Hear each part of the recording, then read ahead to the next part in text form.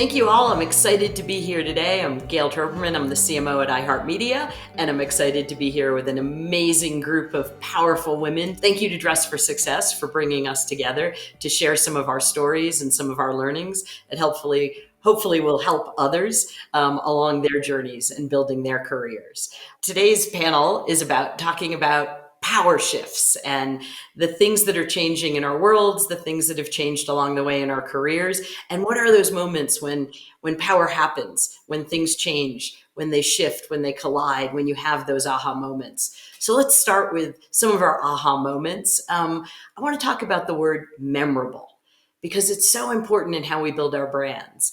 Let's get into talking about what memorable means to each of you. So, well, I have a story that's certainly memorable to me. So my firm has a partnership with a firm in India, and we decided to do a day of service project together with them. So we were meeting with middle-aged school children in India to talk about financial literacy. And before the program, they asked me to talk about menstruation. I'm a girl from Minnesota. I grew up in a Scandinavian household. We really don't talk about topics like that. And the woman organizing the event said, listen, this is a really big problem in India. And since then, by the way, I've learned that it's a big problem in the United States as well, not just India. So for two reasons, you have families who cannot afford feminine hygiene products for their daughters, plus you have the social stigma and taboo. So when girls start menstruating, they feel like they need to drop out of school altogether. This affects tens of millions of girls every year in India. So as soon as I heard that, I was like, okay, I'm in. What do you need me to do? So they had a pink apron that had all the body parts, what they had me put on so that I could kind of point to it and say, this is how it works. This is the process. This is what it's all about. And I have to tell you, when I saw the faces of these girls who are like 10, 11, 12 years old, I knew that as hard as this was for me, that this was absolutely the right thing. I'm sure that I was memorable, but I will never forget the looks on their faces, their comments, and when they said to me, no one's ever talked to us about this before, thank you. So that's my memorable story. Anyone else want to tackle memorability? There's tons of studies that suggest that women pull other women up. And so when you have women at all levels of the organization, the boardroom and C-suite, that there is more probability that you'll have more women in the organization. And so over time, it hardwires, that behavior into the culture of the organization. It's years later or days later or months later that somebody comes and says something to you that maybe was inconsequential in many ways for you in the normal course of a day, but for that individual to be seen or to be heard or to be normalized in a way and celebrated in some ways, that will forever change a life. And I think that, as I listen to the conversation, that is what's resonating is memorable is so personal that you may never know the lives that you touched and changed in the course of your day, your week, your business, personally, until these experiences are reflected later, or sometimes you just may never know. It's so true. My wife is a teacher, and it always amazes me. I'm a marketer, way less important on most days. And she, every once in a while, she'd been teaching for decades, and every once in a while she'll get like a random note from a student, and they'll be like, I'm living in Rwanda and I'm teaching because of your lesson on Rwanda, and she'll just be like, oh my God, like I don't even remember my lesson on Rwanda. And yet, here's a person who's made, changed their entire life and picked a mission or a purpose based on one lesson she taught one day to one class of 30 girls. And yeah, crazy powerful. Melissa, anything to add? A memorable story from your world? My example is going to be just internal reflection on a power shift moment for myself. And I think it gets to the agency, right? Women taking upon themselves, creating their own destiny. As an individual, a woman coming up in the professional world, business world, having that precise moment of knowing that I'm in the right place. I have the right skill sets. I have the right confidence to succeed at higher levels. I specifically remember that moment when it dawned on me that I said, I can do that. I can go further. And it was a mental shift for me. And I'm sure it then influenced the way in which I showed up, right? The way in which I showed up every day to work, in meetings, the way in which I presented myself. And I took ownership of how I'm going to move forward. And it was a pivotal moment in my career that I realized what my capabilities truly are, and I can go and go further. Again, an internal reflection, but that memorable moment for me, taking on my own agency of setting forth the future direction. I used to think that you had to do something big for a lot of people to make a difference. But I noticed in my own personal life, having an impact on one person was so powerful for me because I could see the impact I was making. I had a client who called me and she said that, I've been having a really hard time. My mother recently passed away, and I just don't feel the energy like I used to, the energy to do the kind of work I want to do. And we talked about it, and I told her about our services. And one of our services right now is to provide free mental health counseling for our clients. And I would say maybe about 6 weeks later, I spoke with her, and she had done all the counseling sessions. Her voice was just so different. There was energy in her. There was hope, in her, and she had found a job. I mean, in such a short time, but it was amazing to be able to make that connection with someone and have an impact on them. So when I think about memorable, I really think about making a meaningful difference in someone's life. That's amazing and absolutely memorable. I think if things we're all going to take away from this conversation, it's pretty powerful. And I think, all the stories you told about memorability, right? They're moments where, because you made a small act of kindness, right? Because you felt heard at your kitchen table, right? All of those small moments, they create these memorable, lasting impacts on us. Storytelling is such an important part of, right, how we shape our own narratives. Does anyone have an interesting lesson or an interesting experience from your world about how you've shaped your own narrative or the story you've chosen to tell? I'm happy to kick it off. So I'm a big believer in storytelling too, Gail. I've got 3 degrees in literature. So I grew up with a lot of stories. I come from this conservative family in Minnesota with a lot of missionaries, religious leaders, monks in my family. So I'm the only one to ever venture into the wild world of finance. And when I first did, all I wanted to do was fit in. So I did not want to be memorable. I came from a very different background. I felt that people could see it, smell it. So I was really trying to figure out what to wear, how to talk, and seem like I fit in with everybody else. And then it was only after a number of years, as my career continued to grow and I gained confidence, feeling like, well, wait a minute, I can be myself. I can talk about my personal history. I can talk about my personal story.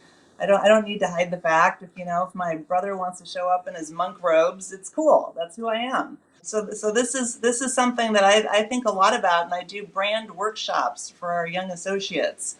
And I say to them, look, you have a personal brand. What is it? And they're like, I'm an associate. How could I have a brand? I said, everybody has a brand.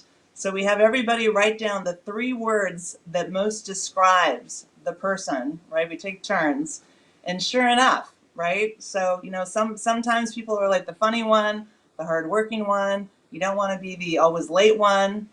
But, branding, I think, and storytelling is really, it's everything about how we connect with each other. I think it's really important for individuals, though, to be true to who they are, right? It's interesting. You go into a new environment and you think, well, I need to fit in, right?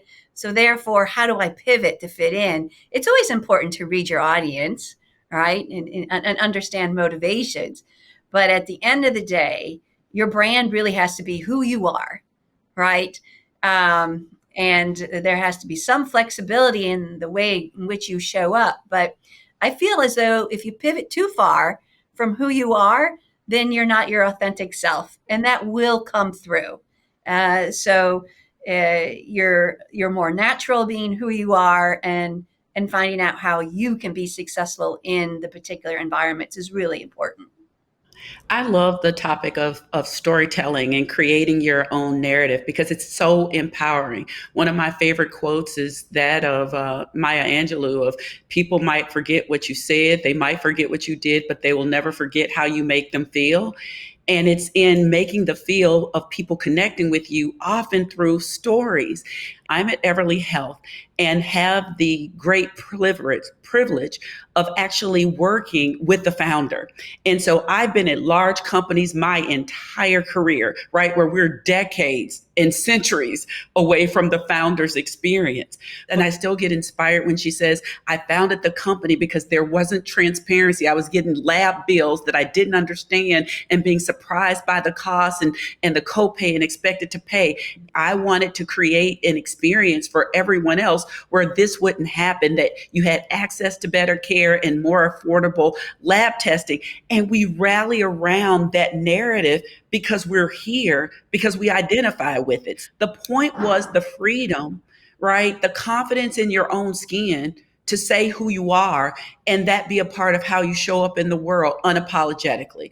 And so what that means to women, what that means to women of color. I've had the same experiences when I made a philanthropic contribution for a STEM program at my high school. I went to a public high school that's one of the leading high schools in the nation. So a group of students, young Black girls, were waiting for me after that contribution, and they said, we did an assembly, and they said, we thought it was some old some old rich white woman, excuse the language, and we did not want to come to this assembly. And then we saw you, and because of that, we know that we can do better with our own lives. You're exactly where we were.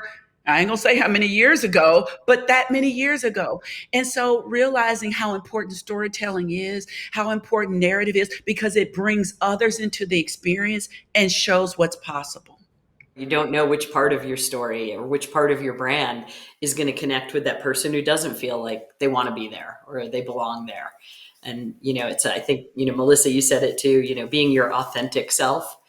I think it takes us I know for me, it takes so many years to sort of gradually learn to bring out more and more of your authenticity and to be more and more comfortable being yourself in corporate settings and work settings on big stages and forums. And anyone else, Tasneem, how about your brand, your story? Yeah. I find that being able to tell my story at the right time to the right person is a really great way to connect with that person. But I do remember a specific example of when I was managing a program, an employment program for immigrant women. And one of the clients called me, and she was really struggling with some personal issues. And she mentioned to me that she was a single mother and she was feeling like she wasn't being a good mother to her children for various reasons.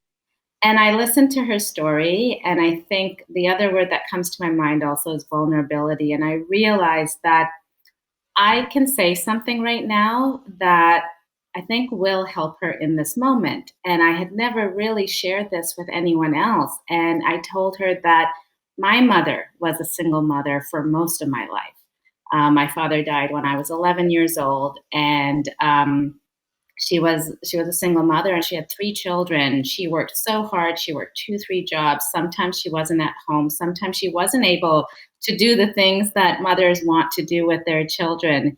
And I said, but she was the best mom for us. She did everything she could do. She was so strong.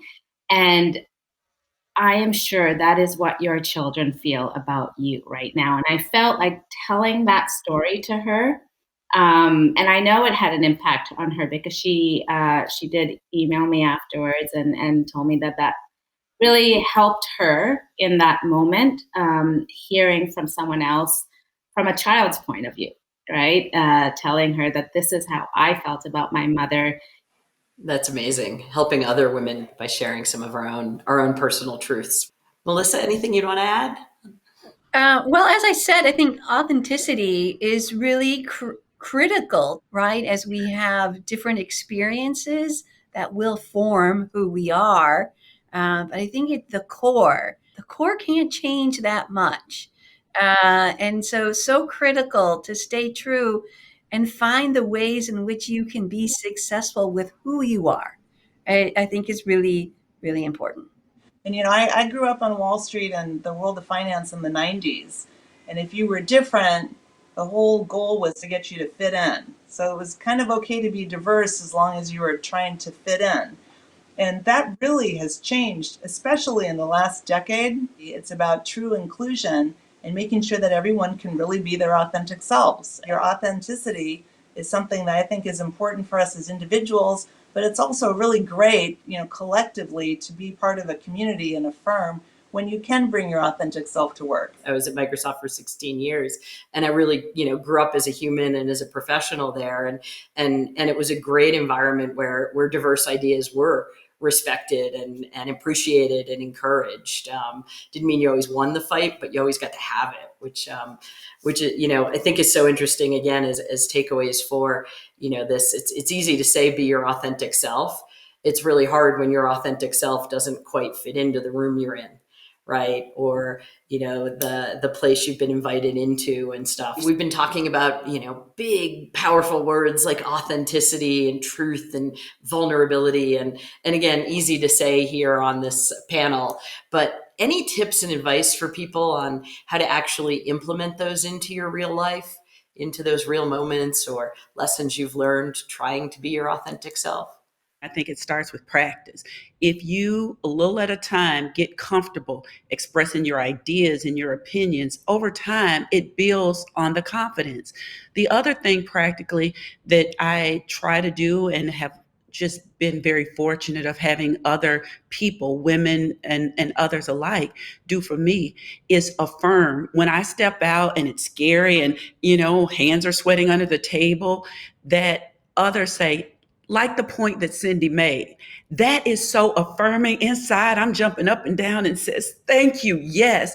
And so I'm very intentional when I see or sense, a difference of opinion showing up around the business table or boardroom, of affirming that and say, I'd like to piggyback, I'd like to build. Or if I see that it's glossed over, that people kind of ignored it and it's set like a rocking idea, say, can we go back to?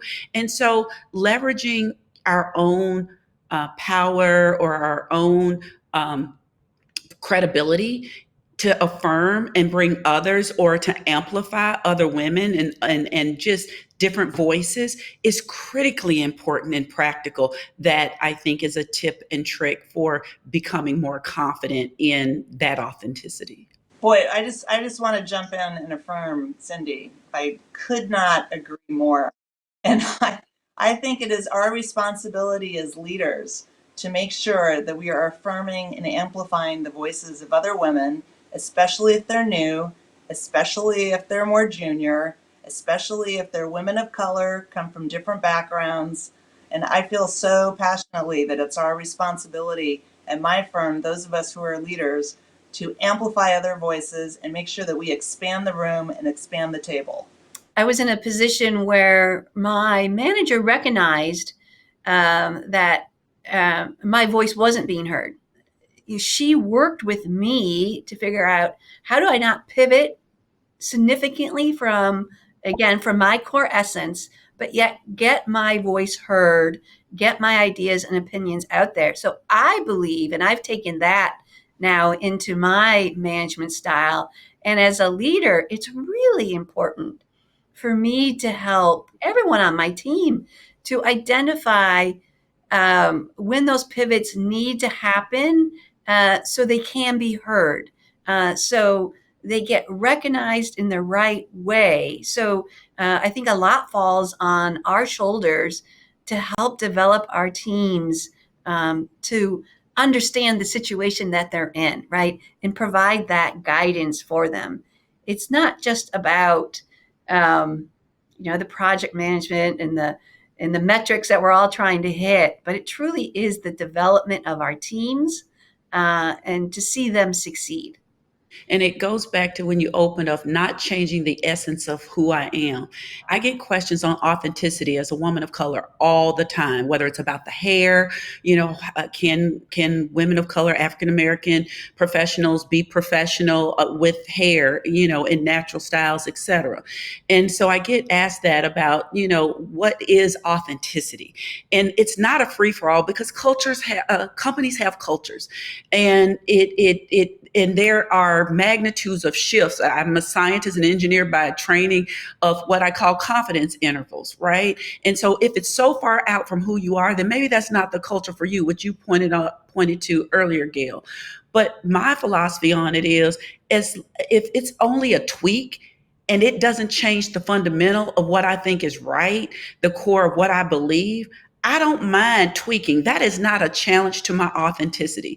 If it is asking me to be something other than who I'm comfortable showing up as, then probably I need a different culture. And you just have to decide, is that proximity or is that confidence interval one that you can show up and be your best self, do your best work as your authentic self?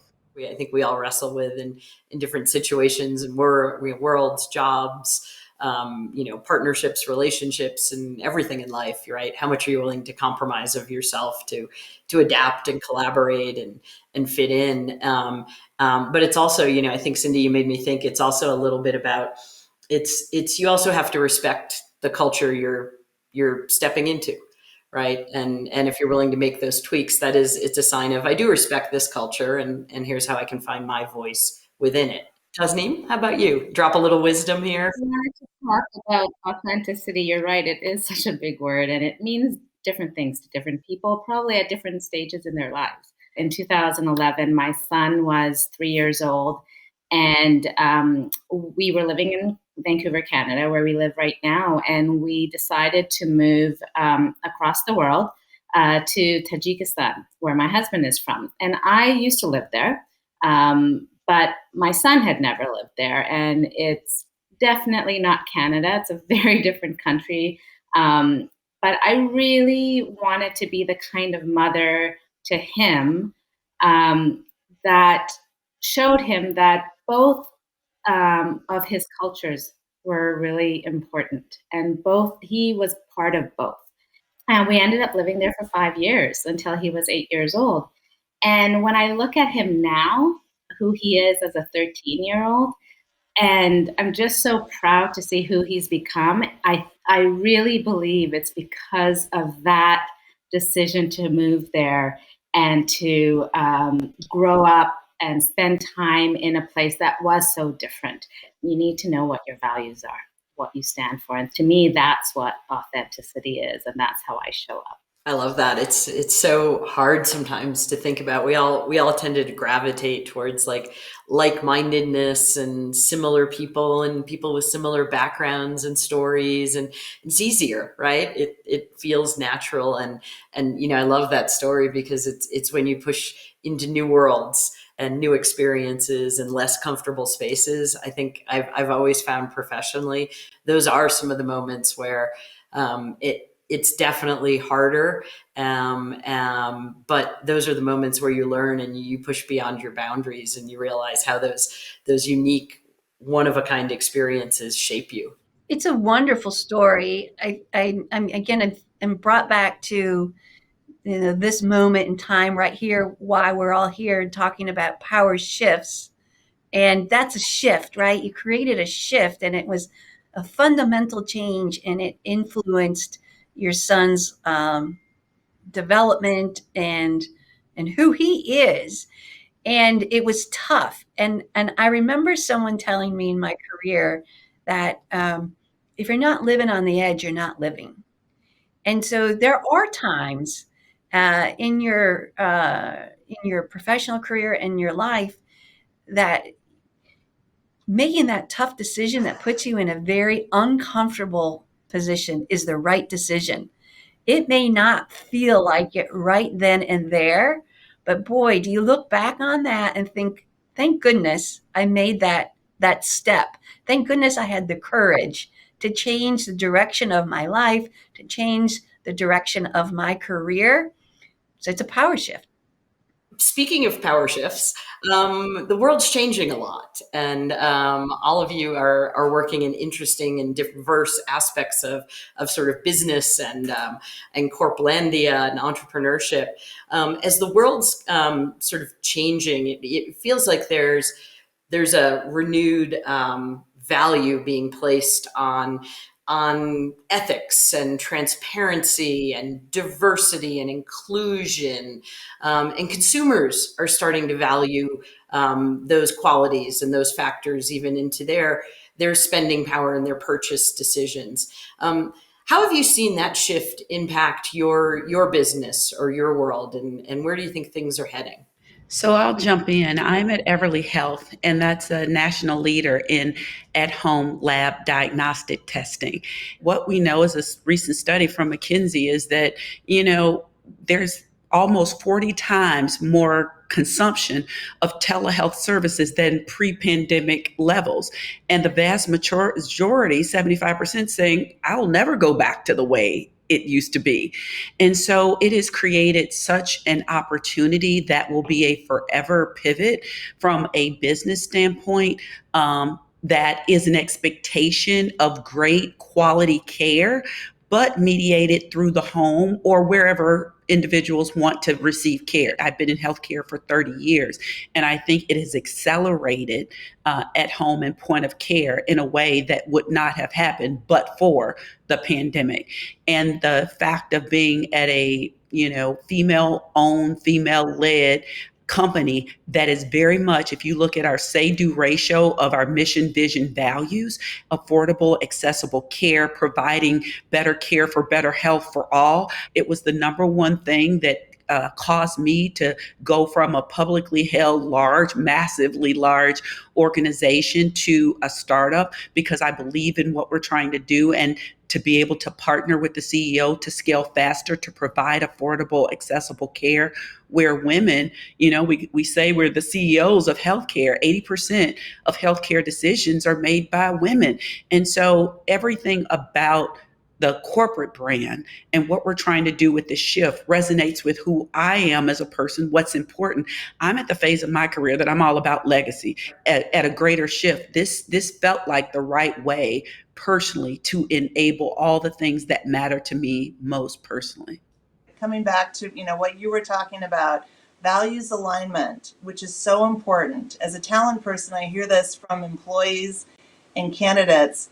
But what's really exciting to me in the world of finance and investing is to see how women leaders are on the forefront of changing the whole investing climate and responsible investing and ESG investing. And in my firm, we have women who are investors that are investing in the communities. We have a woman who has a Muni Impact. She's the head of responsible investing for fixed income. So they have a Muni Impact fund. I spoke to her yesterday, and she was telling me how they're investing in a girls' middle school in LA. We measure the number of students who are receiving kind of free or reduced lunch, reduced cost lunch. And, we looked at it and said, this is where we can make an impact. But what's important is that it's blending financial impact with social impact. So you've got women on the forefront saying, wait, the way we invest can change the community. We can use our dollars. They're investing in this girls' school because they know that there's going to be a financial return. But guess what? The financial impact and the social impact are united. And I am seeing this in every aspect of the investing world these days. And it is so exciting to see that women leaders are on the forefront of driving this change. And for consumers, who are investing in their 401ks, they know that, they're putting their 401ks, they can choose funds where they can have an impact. Their money can make a difference. I'll add from a consumer products goods perspective here at Church and Dwight. What has happened over the last few years has certainly accelerated some of our goals, right? To deliver more aggressively against sustainability measures, right? Church and Dwight has a history of supporting the environment. Back in the late 1800s, we were talking about doing good for the environment. When the first Earth Day happened in 1970 something, we were the only sponsor of Earth Day. We continue on that today, working with Arbor Day Foundation and planting millions of trees. The products that I represent, the Arm & Hammer laundry detergent brands, we're working on taking plastic out and water out to, really do what's right first and foremost, but do what consumers are demanding from us. So from a company perspective, to attract investors, from a brand perspective to attract consumers, we really need to be on top of what their values are and show up again in the way in which they expect us to. So while we have a long history of doing this, I think it's just accelerated several elements. I love that. I think, Beth Ann, I think you were saying too, I love this idea of we don't have to wait. We don't have to wait to, accumulate money to be able to then go out and have impact, right? We can do it. We can do it every day in how we show up in the world, right? And where we put our dollars, where we choose to put our labor, right? Which companies, you chose to go work for at this point in your career, Cindy, right? All of these are really important conscious decisions. And we are here because of phenomenal Dress for Success organization. What does Dress for Success mean to you? Dress for Success empowers women. And so, with all the tools of career counseling, financial education, professional women's group, and networking, all the life skills to be successful, because when women are successful, their families are successful, and the communities that they live and work and play and serve are successful as well. And so, empowerment is what this campaign means for me. Dress for Success means confidence. At the end of the day, it's building up women's confidence to go out in the world and knowing that she can succeed, right? She has the right skills. She has the right attire. She has the right network. And that then, therefore, the way in which she shows up is strong and confidence. And she believes in herself that she can succeed. And then that will fuel future opportunities. I would just add that, when I came to Wall Street in April 1992, coming from my background, I had one pair of black slacks. And I too was lucky because I had a great boss and mentor who didn't seem to pay any attention to kind of how I looked or how I dressed, valued me for who I was, and would say to me, like, Beth Ann, we are so lucky to have you on the team. I'm so lucky that you joined me. Like, thank you. It's about empowerment. It's about confidence. And fundamentally, it really is about a community of women supporting women. For me, Dress for Success is actually really personal. I, 2 years before becoming the programs director at Dress for Success Vancouver, I was a client of Dress for Success. I went in having been in an employment program and then got an employment outfit. And I remember that the volunteer who helped me get that outfit, after listening to my stories of insecurities about living abroad, not sure if Canadian employers would value my experience, having had another child, not sure about going back into the workplace. And when I got my outfit, she said, that employer is lucky to have you. And that just gave me the confidence to go out into the world and really show and be who I am and really show people my worth. Dress for Success is an organization that definitely uplifts women in all these ways that have been said, in ways that build community. Especially, I'm seeing this during the pandemic, women supporting each other, motivating each other, inspiring each other, and being part of a family. So Dress for Success is a family. And I'm so proud to be part of that. I love that. Thank you all. Dress for Success is incredible, and I'm honored to be a part of it. And it's just one gesture at a time, one piece of confidence at a time. All those building blocks become who you are, and they give you that confidence to go out into the world as your authentic self and break new ground. So thank you, Dress for Success, for having us here. I think I speak for everyone, we're honored to be here and hopefully share some of our stories that will help others.